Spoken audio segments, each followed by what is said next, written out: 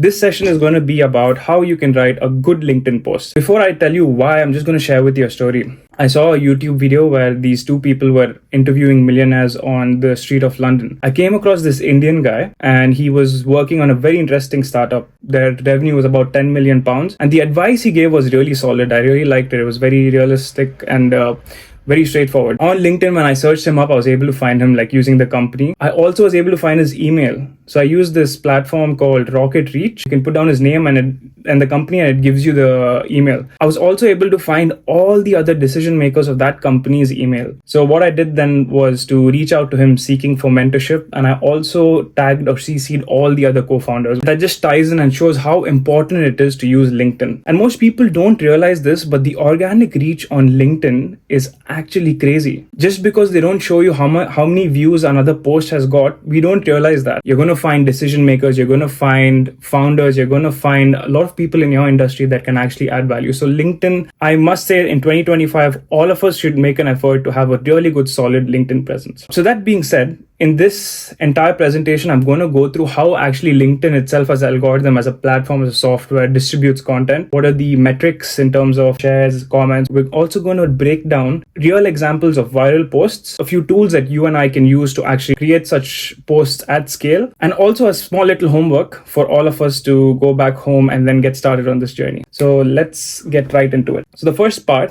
is actually the distribution. The distribution means when you post something, what does LinkedIn do? So to understand that, you need to understand what are connections. We have a first degree connection. These are people who you're directly connected with. As soon as you post something, they're the first people to see it. They can see all your posts. They can see your feed. Your first degree connections determine how viral your posts perform. And I'll explain to you in the next few slides. The next thing is what we call a second degree connection. So these people are not connected to you directly, but they're connected to your first degree network. So they see posts, they see your post. If someone in their network comments, for example, if I'm connected to Coach and someone is connected to Coach and Coach comments on my profile or reposts it, that's when your second degree connections see it. Or for example, I in my post tag Coach saying that thanks to Coach, he has helped me reach from X to Y. Coach's connections as well see this. And the third degree connection, this is where all the virality comes into play. This is where the friends of friends of friends, people in your first and second degree network have heavily interacted with your content. And this shows up in different avenues. For example, in the search, in a comment, in a conversation, in an article, in a group, all of this shows up in your third degree connection. So we've got first degree connection, we've got second degree connection,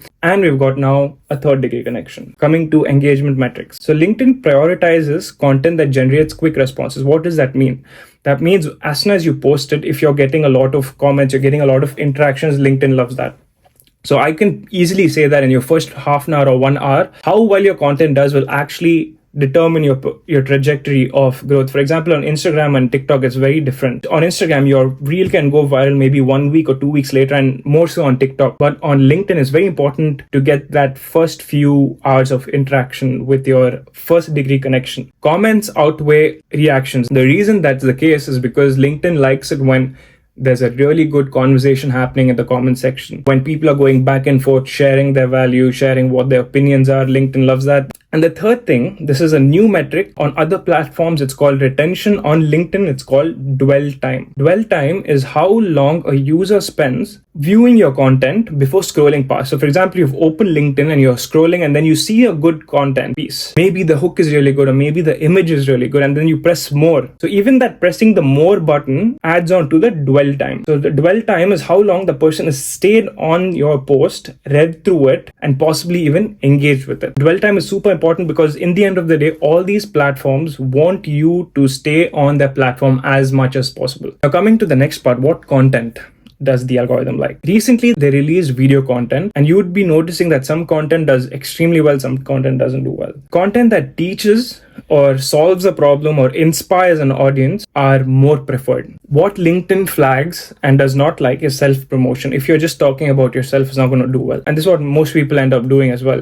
I see a lot of people doing this video CV. That doesn't work. People don't care. Algorithm doesn't care. The third one is you have to be very deep. A lot of content is already accessible and out there. You can use ChatGPT and get half the information. But to stand out, right, you have to be very deep and you have to have actionable insights that people can use and transform themselves. This formula is also applicable to video content on other platforms. If you post a LinkedIn post without any media attached, it's going to perform way lesser than anything with media attached. So anytime you're posting something, for example, I'll take Coach's example. When he's putting up his blog, right, I would highly suggest some write-up with it and a carousel, or for example, an image, and then add the link. That performs way better. Take that blog itself and make it a LinkedIn article. Because if you're just putting a link, it's not going to reach your first degree audience as well, as much as it would reach if you put it as an article or any other post. So even if you're putting a simple post,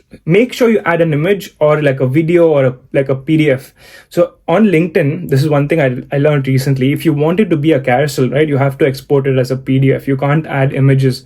If you add images, right, it becomes like a very clunky block kind of thing. So you have to upload it as a PDF. Stop hiring a social media manager and expect them to do everything. That is a common thing that's happening nowadays. They expect to hire one person to do every single thing that an entire content team does. So this post keeps going viral. Like a lot of people remake it. But in the end, what's it doing? It's evoking like some emotion, right?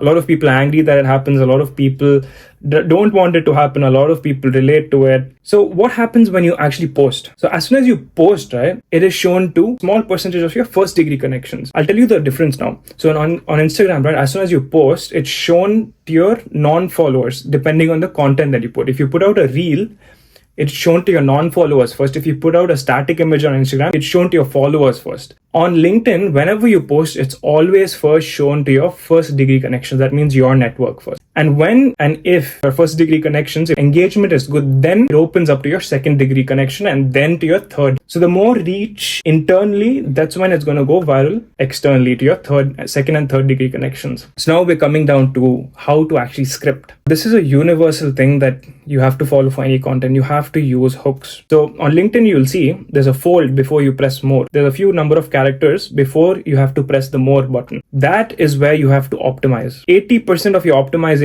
has to happen before the fold. That means your hook has to make the person press more and read the entire article. So the strong hook, a conversational tone, keeping it skimmable, and a CTA. Literally, I see most of the people doing this. They put it into ChatGPT. They get some blocky text and then they put it up. It's so obvious that they've used AI. Some people don't even remove the bold formatting. You have to make it sound conversational, like you're talking to the person who's reading it. The third thing you need to understand is that most people are not reading it like a book. They're skimming it. They're skimming through content. You need to make it skimmable. You need to write it in a way that people can just go through and understand the gist of what you're trying to say. And then a call to action that will potentially get people into the comment section and have an opinion, like sharing opinion or having a conversation. That is the core structure of actually scripting some content. Now, coming to the tools before we actually get into a real life example, because I wanted to cover one tool that we will use to actually uncover a real life example. So as you can see, there are basically 2-3 that I use. That's all you need. The first one is called Taplio. This is a really good one for research. If you have the paid version, you can do a lot of stuff. You can even schedule. You can ask it to write content for you. You can do a lot of stuff. But on the free version, right, it has something really nice. So for the industry that you belong to, you can actually put down the keywords and the company and you can get viral posts in that industry. I'll show you how to do that. The second thing is ChatGPT, but I don't use the normal ChatGPT. I use a bot, a very specific bot that is trained to write LinkedIn posts. I'll show you that as well. And Notion. You can use any knowledge management system, but I just love Notion because you have a lot of views and it makes complicated data very easy. It made my life 100 times easier. Coming to ChatGPT ahead. This is the prompt that I use. But if you're using the bot that I'm going to show you, you literally have to put down your brain dump. I call it the brain dump. The way you actually get the bot to understand what you want is to first sit down and write all your thoughts without trying to make it too complicated. Literally dump your ideas on a chat, on your notes, on your Notion. Take that to the bot I'm going to show you and put it, and it's going to literally restructure it. Or you could use this template. You can give it the topic that you're writing about. And in terms of where the template is, there is where you put down your brain dump. Or where you can see bold topic is where you add the niche and then where you can see template is where you add the hook list. In terms of the bot that I use, if you go to ChatGPT and you go to explore GPTs, the first one here, viral LinkedIn post formatter, it's a really good one. I'll give you a quick demonstration as well, right? Give me a post on scripting LinkedIn content. See, this is very optimized for LinkedIn. I'll tell you why. First of all, it's not very clunky. The paragraphs are not more than 1 or 2 sentences. That means people can skim through it. There's a lot of white space. It's very readable. And the hook is really good. It's targeting it's aiming at your target audience. It's got a build up over here before the more button comes. The more button usually comes after this paragraph. And then it has a lot of value. Look at this. The call to action. It's prompting people to repost this if it's helped them. It's also prompting them to go into the comment section and add value. Most people, they like to add value in the comment section because that increases the visibility of their profile. Now, coming to a real example, right? I chose this woman's example because she is the fastest growing LinkedIn creator out there. I think in 60 days, she grew about 250,000 followers or something like that. Very fast. She has a good YouTube channel as well to teach you all of her tricks and what she used to actually grow. Her name is Lara Acosta. As you can see, she's used this very similar format. There's a lot of white space there. There's 1 or 2 lines of gap between each sentence. It's very skimmable and the topics that she chooses are very interesting. And if you see the hook, I hired a Gen Z candidate without interviewing him. People are like, what? And then they read. So this is a really good example of a hook. And now to show you Taplio, I'll put coach's niche, self-development, or you can put motivation, or you can put better results by adding more information. But for now, I'm just going to demonstrate a quick one for you. So once you press search, right, it's going to shortlist most of the viral ones. It gives you the number of engagement as well, and you can see it on LinkedIn. So now you have a list of LinkedIn posts that have done really well. This gives you a data set to actually compare your scripts from and also take inspiration from. Potentially what you could do is you can also copy these and feed it into that ChatGPT to give you similar outputs. So coming to the best practices, right? After knowing all this information, what do you actually do? Like while you're scripting or while you're using LinkedIn or to enhance your reach and engagement, what do you do? So you structure your content first. So you limit the paragraphs to 1 to 2 lines as we saw in the real example and give enough white space.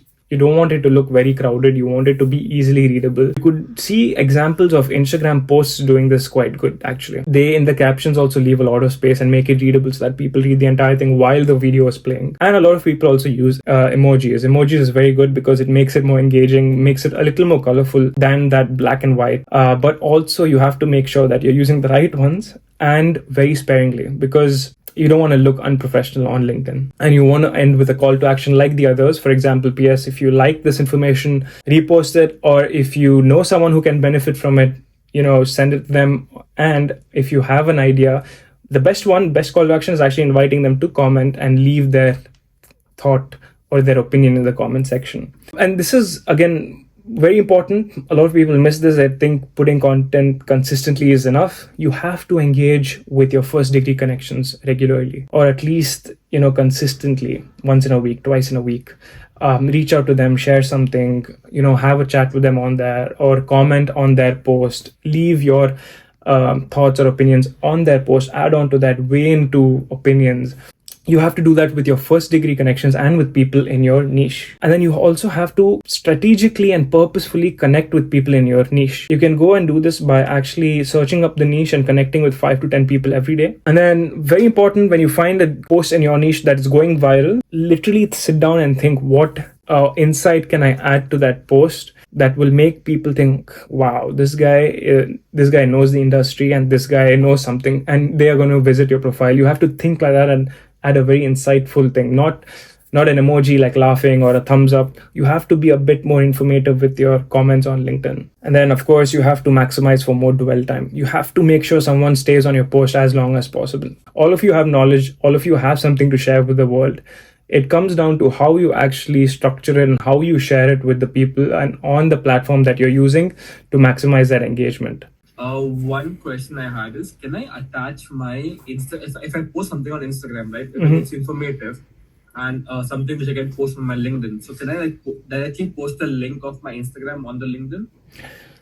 So what I've been told is that if you add a link on a post, naturally the engagement is very bad. Any external link, even if it's like a blog or something like that, any link that you put on a post will naturally reduce the number of likes or whatever, like the distribution is going to be very less. So what I've seen people do is post it, and then maybe after like a few hours they put the link in the comment section, because LinkedIn naturally doesn't want you to go to another platform. It wants you to be on their platform, and Instagram does the same. Like, it keeps, even if you're pressing a YouTube link, it keeps you within their ecosystem. So I would say if you're sharing something from Instagram, number one, most probably you might have to repurpose a little bit for LinkedIn, because very rarely, or sometimes it does work, but rarely does Instagram content do really well on LinkedIn. You have to repackage it for LinkedIn. And if you have to share something, add some insights as text, and then maybe add the link in the comment section. Because again, if you just want your first degree connections to watch that Instagram video, go for it. But if you're trying to get viral pieces of content, highly suggest not to add any links on your post. That was a very good suggestion. That's a very, very important. Yes, Bhaijan. Jazakallah khair. Yeah, RocketReach and Lusha are very good. The way we're seeing it right now, data has become a scam. Like, you can access anyone's email and phone number using like 3 to 4. One is the one you said, Lusha. The other one is RocketReach. The other one is Clay, CLAY. And the fourth one is Apollo. So you can get anyone's details using these like 4 softwares. It's basically called data scraping. I want to start posting. Haven't figured out my niche yet. Is it okay to begin without one, and how do I go about it? Very good question. Most of the people have this block. So again, I have to ask you, what is your outcome? What is your goal? Why do you want to post? That is what you need to understand first. Comes down to the end goal, right? For example, if you want to create an audience to sell a certain product, you want to create content around that niche. Sit down in a quiet space, write down what you're passionate about, what you do every day, what you don't mind speaking about for hours. Put that down and create content pillars around them. Everyone has a story. Start sharing your story. And then reverse engineer it. Look at an end goal. For example, you want a brand deal. What content do you have to keep putting to actually get that brand deal? And then you have to reverse work it and create content around it. And then you will find that during this journey, you will find that one piece of content that you're sharing is actually working. You can stick with that, and you can replicate that style of content for other content pillars. Planning to create content, but I'm torn between multiple interests. How do I build a personal brand that allows flexibility while being clear and engaging to my audience? That's a really good. Okay, so firstly, the question is, who's your audience? If you understand who your target audience is, who you're trying to target, then you'll understand what content you want to put. If you're targeting people of your same interests, you need to start putting down your interests. For example, I am between the age this and this. This is my demographics. This is my interests. And these kind of people have these problems. And this is the problem that I am facing. This is the problem that my target audience might be facing. This is the pain point, and this is the solution that I can offer. If you don't have this in mind, you will be creating content randomly. You will be putting trend after trend after trend. You will have different target audiences, and you will not have one kind of, you won't find or eventually come down to that niche where you can sell something. Eventually, see, the reason why we're doing all this in the first place is actually to be able to monetize it, right? Having followers is good, but if you're not able to monetize it in the end of the day, I don't see the value of it. Again, if you're giving information, well and good. Personally, for me, I want to monetize it, and for that, you need to be able to solve your target audience's problem. I'm facing this currently, right? Because I wanted to put out content related to marketing, but I was like, is that all that I am? Marketing is not everything that I have in me. So I'm passionate about fitness. I'm passionate about gym, basketball. I like to share my experiences. That means I like to vlog. I also like to make content. I also like to, shoot videos. So what I did, I sat down and I wrote all of these things. Then what you'll understand that there are few main content pillars, like umbrella content pillars or topics that comprise these 3 things, and that actually creates your identity. There's no hard and fast rule that you only have to put one kind of content on your page. You have to research on Instagram to see who your competitors are, who's putting out content that you eventually would want to be putting out content, and see what kind of content they're putting. You can definitely build a identity around that. Someone who's good at art, someone who's also good at sports, and someone who's also good at this. But it's going to be very hard for you to keep consistency on all that. So you have to look at what are you good at, what can you actually add value to people who are watching your videos, and what can you do every single day, what do you end up doing every single day. Then you have to narrow down. But initially, your first 100 videos, right, that's going to come down to you discovering yourself as well. So I would say don't get blocked. Pick one thing, start doing like every week. And the main thing is to start being consistent. It's like you're asking how you can get fit without even going to the gym yet. You have to start being consistent, and then you will find a rhythm, and then you will find that this kind of content resonates with me, and this is where I want to be focusing. A good example is Ashton Hall, right? The guy who went famous for that, his morning routine. If you go really like to his early days when no one knew him, you will see that he was going from different kinds of content to various kind of content. Like he wasn't posting his routine much. He was doing like gym vlogs, or he was doing, for example, tutorials. But then one day he posts that one where he was running. Nothing, he's not doing anything. It's a 10-second one of him running, and then slow motion has got that very iconic sound that worked for him. It hit millions. Every time he posts something like that, it hits millions. And if you notice his page, that's the one reel that outperforms every reel, even more than his morning routine. The reason is it's short, more replays, and there's no language. That means it's shown to all kinds of people, not only people who know English, but also different languages. So you end up finding that. So basically, he alternates between that and his morning routine. His morning routine became famous, so he stuck to that. He doesn't even put tutorials right now because he's a gym person. So my point being, you have to start being consistent. That gives you a big data set. If you've been consistent, it's not because you have to please the algorithm. It's for you to have a data set of what's actually working, for you to understand that. Yeah, I hope that gives you enough to start. The thing is, start and be consistent with it. Pick your frequency and be consistent with it. How do I know if my content is resonating with the right audience if I haven't settled on a niche? I think that comes down to the same thing. You have to start understanding who you want to be targeting, who your audience is, and then make the content. So you need to reverse engineer. Yes, Ibrahim. Yes, Priyank. So, okay, as you've known, I've been trying to try multiple types of content on my pages, right? So, it was just my videography. Slowly, it went to, discovering mosques. Then it came down to me and Hamza making content together. And then I've completely shifted now to reviewing food. So, I've tried multiple content, and they're complete different niches. They don't align with each other. One thing I've noticed is they've given all of the different niches, they've always given me a decent amount of views and everything and engagement. So I'm not able to, script it down to one niche.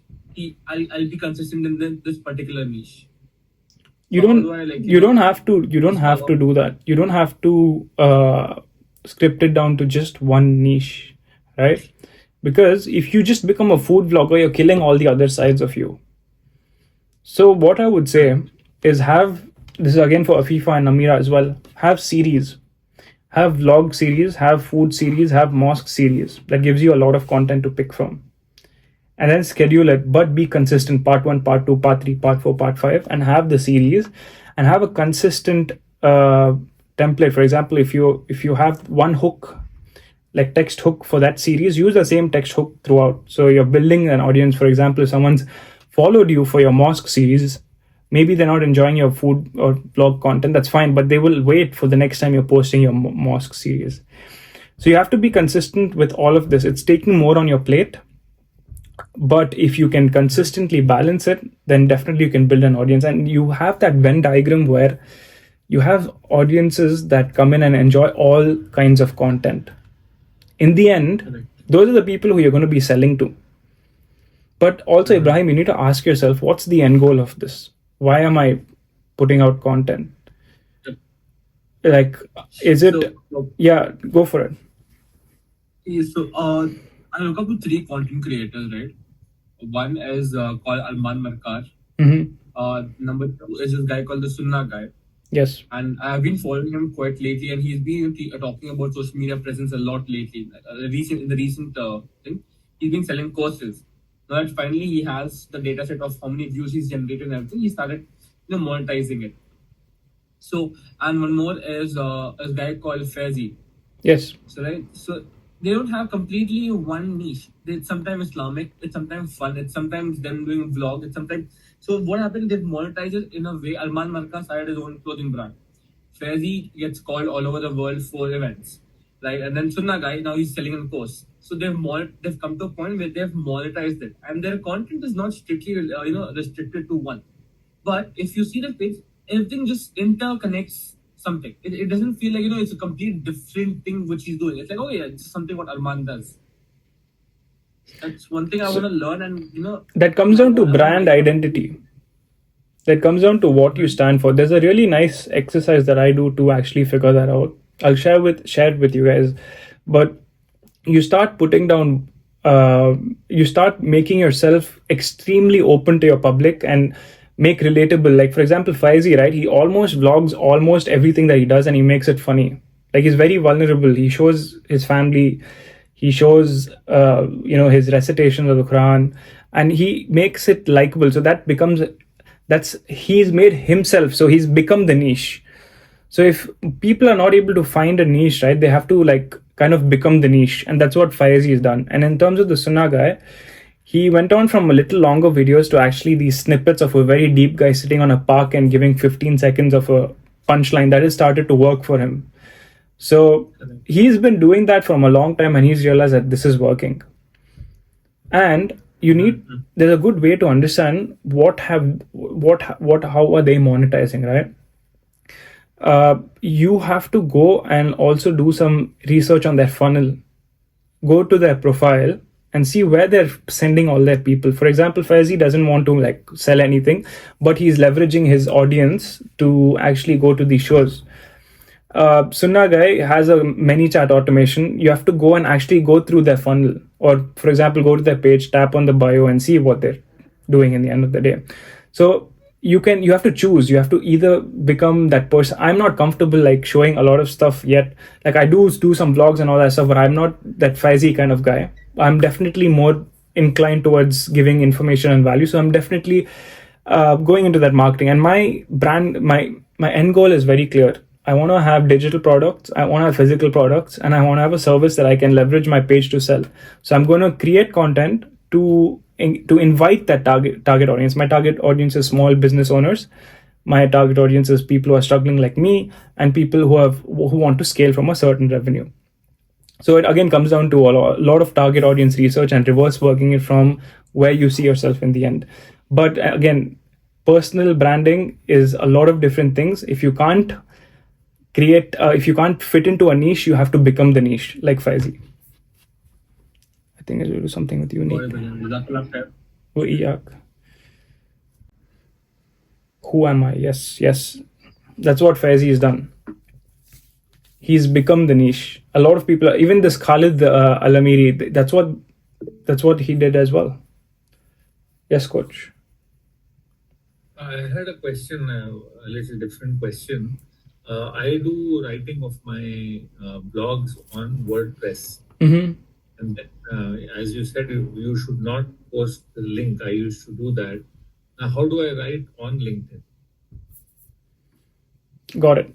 So the first thing you have to do is on a Word doc, wherever you're writing it, don't write it on the WordPress directly. If you're writing it on a document, keep it. That's very good. You can repurpose it.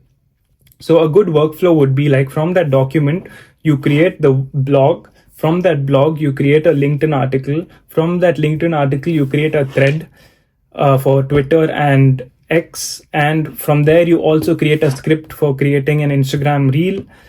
And then potentially you can use that big blog to also make a YouTube video. So a lot of it stems down from what you're already doing. So that's great. So what I would say is create it on a document, then publish it on blog. And then from blog, you need to restructure it using the principles that we had as a LinkedIn post with a media attached or a LinkedIn article. There's the difference. LinkedIn post goes on the feed, article goes as it's basically like a newsletter. There's a completely different thing. It's more in depth. So what you could do is publish the same thing what you put on WordPress as an article. Potentially write how you would write for LinkedIn for WordPress as well. Very few people read clunky text. Even for blogs right now, you would have seen the size of blogs are reducing massively. So keep it actionable, keep it skimmable. Use the same thing for WordPress on LinkedIn article. From LinkedIn article, repurpose as a LinkedIn post. Or what you could do is that same article, while reposting it on your profile, you can create a LinkedIn write-up with a hook, warming them up to click and read the entire LinkedIn article. Does that make sense? Yeah, I think I got the thing. If I have any questions, I'll come back. I'll reach you out. Yes. Because I was thinking about it, I was like, you're actually putting so much value out there on WordPress. But if you see, like, a lot of people don't go on to websites. Very few, maybe the fans will follow and go and read it. If you want to reach the general masses in the audience, you have to put it into this kind of catchy and readable and skimmable format. Team is already putting out, coach is also putting out. Please take content seriously. It is a very high leverage thing that you can do in 2025. It's a high leverage task. Do it. I know it's a bit thing. You can do faceless, you can do face, whatever you're comfortable with. Make content and create a personal brand.